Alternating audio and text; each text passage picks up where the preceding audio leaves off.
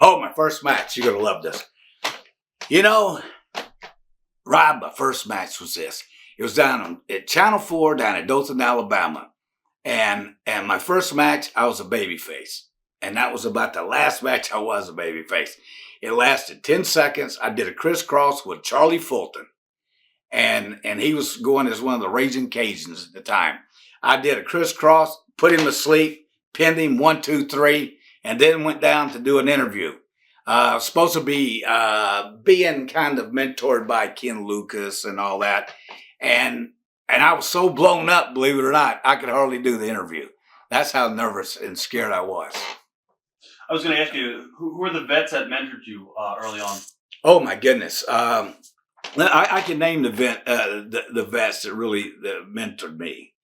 Wahoo McDaniel, Jody Hamilton, Dory and Terry Funk, Jack and Jerry Briscoe. Those are my guys. And they are to this day. Some of the greatest minds in the history of this business, bar none. Inside the ring and outside the ring. And I have, and another guy I want to say that meant the world to me. And also, he gave me so much follow advice, and he mentored me too. And I left him out, and please forgive me for doing this. It's Sheik, the original Sheik, Eddie Farhat. He meant so much to me as a friend, and he gave me, when I went into business, I was 19 years old. I was one of the youngest guys ever to enter professional wrestling at that time. And he gave me so much fatherly advice and taught me. He says, watch these guys, Ed. They'll try to screw with you and they'll try to do this. And he gave me the advice and to help me become a star when I needed to be. And the Sheik, Eddie Farhat, is one of the greatest human beings that ever walked the face of this earth. He was a great draw. And, when I see the NWA today had this guy called the Sheik, I want to piss on him because, that if he's not endorsed by the Farhat family, it's you're just stealing the guy's gimmick. And that's where I have a problem. If you can't be original, don't be it. But when you look at the Sheik and the guys that I described from Jody Hamilton to the Funks to the Briscos, my goodness gracious, if you can't learn something from them, you can't learn from anyone. Did any of the vets test you early on in the ring, try to stretch you or anything? No, really. I had one guy. Who was down in Pensacola when I was working with the Fullers. I had a hurt knee, and this guy named Rip Tyler, big fat old guy, should have already been retired. He tried to do a leg dive on me on my bad leg. And so Tony Charles, he was a British guy, and he was a friend of mine. We'd worked a lot of angles together. He goes, Eddie, tag me. So I tagged him, and boom, Tony Charles hit that ring and just double leg dive his little fat ass and went under and stretched him. He said, don't you ever try that with a guy, especially when he's hurt. And so that's the only guy that I've really ever had that ever tried to do anything to me in the ring, because something, people need to understand something. This is a wrestling business. And it's like when I had the IWF, and we can get in that later, but I want to explain this. It's very important. This goes with what we're saying. It's called the wrestling business. Without the business, there's no wrestling. And what they're forgetting, that wrestling is on the marquee, and you must give them that each and every night. But always remember this, for all you people listening and watching this DVD right now, and you kids that want to break in the business, it is a business. And don't you ever forget it.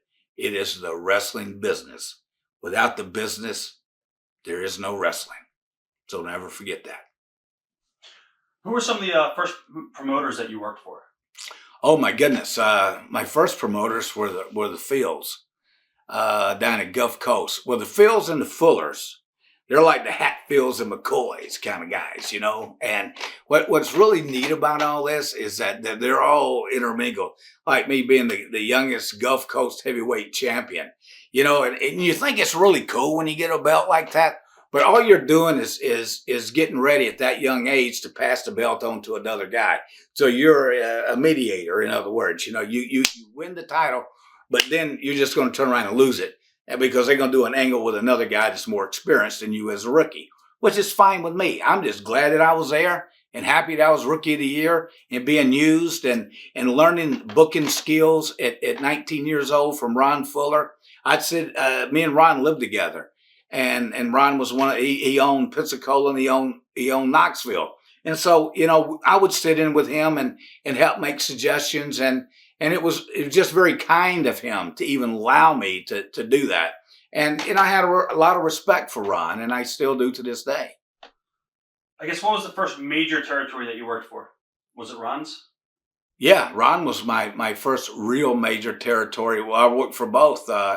Southeastern Championship Wrestling was in Pensacola and Knoxville, and we had Gordon Soley that hosted the show out of Pensacola.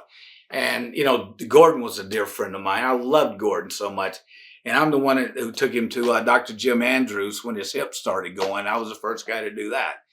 And Gordon, I always had a lot of respect for Gordon, and he always took care of me. And he is without a doubt JR, and I'm just too bad it's going to piss your little ass off. Bottom line is Gordon Soley is the greatest wrestling commentator in the history of our business, bar none. After working for the Fullers, how did you wind up in Southwest Championship Wrestling? Well, I actually went from L.A. I went from the Fullers to L.A. and I took Moondog Main's spot when Lonnie got killed in the wreck. And then I had a good run out there. Then I came back. Where did I go from there? Probably back to the Fullers. Then I went back to L.A. Then from there, I went to I was in Atlanta because they were wanting. Ole had killed Atlanta booking, so he was wanting Wahoo and me and and one other guy. I think it was Austin Idol maybe come in there to help booster the crowds, because we were selling out everywhere in Southwest, and also we were the first really other outfit per se than the main guys to be on USA Cable. That's how Vince got his cable deal, and I can explain that to you later. But that all came out of Southwest Championship Wrestling, and something, I had a great time at Southwest. We drew a ton of money out there. Joe Blanchard was a great payoff guy. And I was so happy for all of us that were out there. We had, a good group of guys. But Scott Casey might say popped that territory. Watch thousands of exclusive shoot interviews right now on TitleMatchNetwork.com.